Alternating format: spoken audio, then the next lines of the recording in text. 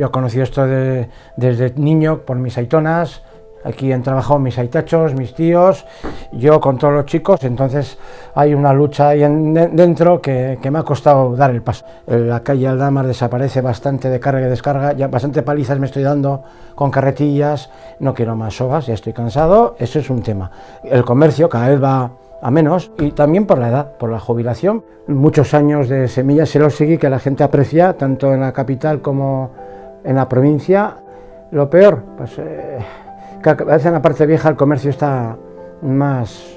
Bueno, entiendo que para ellos es una experiencia porque oyen a un profesional del tema de esta actividad y a mí, pues bueno, no, definitivamente no hay continuidad.